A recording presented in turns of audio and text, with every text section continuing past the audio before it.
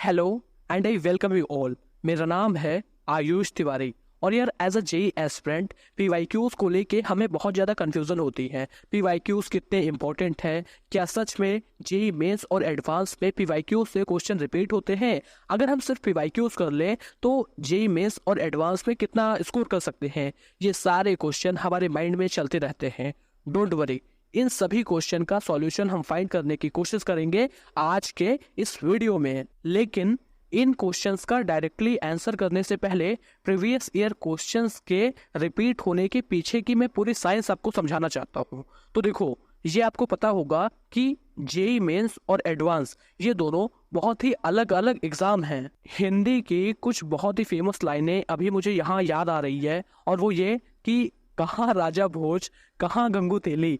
ये लाइनें best represent करती हैं जेई मेंस और जेई एडवांस के एग्जाम को। राजा भोज ये है और गंगू तेली ये है। खैर, सबसे पहले बात करते हैं जेई मेंस की। अगर हम यहाँ पे जेई मेंस 2023 का एग्जाम्पल लें तो इस बार 2 अटेम्प्ट में पेपर हुआ था, जनवरी और अप्रैल। जनवरी में टोटल 12 शिफ्ट हुई थी और अप्रैल में टोटल 10 शिफ्ट हुई थी। अगर हम इन दोनों को ऐड कर दें तो इस बार 22 शिफ्ट में जेई मेंस 2023 का पेपर कंडक्ट कराया गया था। और जैसा कि आपको पता होगा, एक शिफ्ट में 90 क्वेश्चन आते हैं। इसी तरह 22 शिफ्ट में 90 इंटू 22 ये आ जाएगा 2000 के करीब।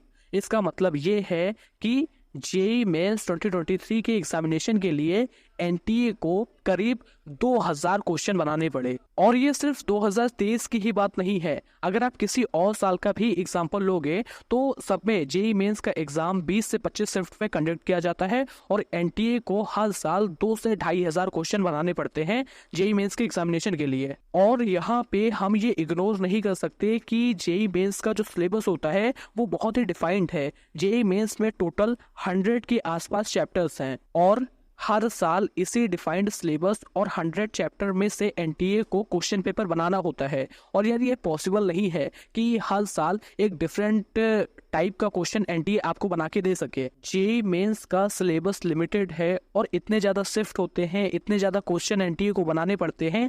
यही रीज़न है कि हर साल जेई मेंस में बहुत ज़्यादा प्रीवियस ईयर क्वेश्चंस रिपीट होते हैं। 10 से 15% ऐसे क्वेश्चंस होते हैं जेई मेंस में जो पीवाईक्यू से एग्जैक्टली रिपीट होते हैं और 45 से 50% ऐसे क्वेश्चंस होते हैं जो रिपीट तो होते हैं लेकिन उनमें न्यूमेरिक वैल्यू चेंज कर दी जाती है। अगर हम ओवरऑल बात करें तो आप ये समझ सकते हो कि अगर लास्ट 3 इयर्स के जेई मेंस के प्रीवियस ईयर उठा लें तो लगभग 60 से 70% पीवाईक्यूज आपको जेई मेंस 2024 के पेपर में रिपीट होते हुए दिख जाएंगे। जेई मेंस में 60 से 70% क्वेश्चन पीवाईक्यूज से रिपीट होते हैं।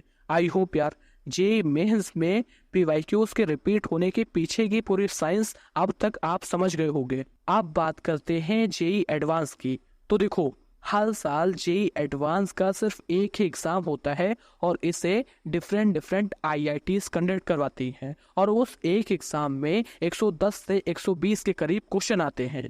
जेई एडवांस इंडिया का इकलौता ऐसा एग्जाम है जिसमें पीवाईक्यूज कभी भी रिपीट नहीं होते। जेई एडवांस का अपना एक अलग स्टैंडर्ड है। अगर इसमें क्वेश्चन रिपीट भी होते हैं तो कहीं 5-6 साल में एक बार होता है। बहुत ही ज्यादा सावधानी से आईआईटीज जेई एडवांस का पेपर बनाती हैं। इसमें क्वेश्चन रिपीट होने के चांसेस बिल्कुल ना के बराबर हैं। आई होप यार इस वीडियो को यहाँ तक देखने के बाद जेई मेंस और एडवांस में क्वेश्चन रिपीट होने के पीछे की पूरी साइंस आपको समझ आ गई होगी। लास्ट में बस यार मैं आपसे इतना कहना चाहता हूँ कि प्रीवियस ईयर क्वेश्चंस बहुत ज़्यादा इंपॉर्टेंट होते हैं। इन्हें आपको डेफिनेटली करना चाहिए। और कई बार जो जेई एडवांस के पीवाईक्यूज होते हैं वो जेई मेंस में एज इट इज आ जाते हैं। तो इस चीज़ का ध्यान रखना और बहुत ज़्यादा पुराने 10 साल 20 साल के पीवाईक्यूज मत करने लग जाना।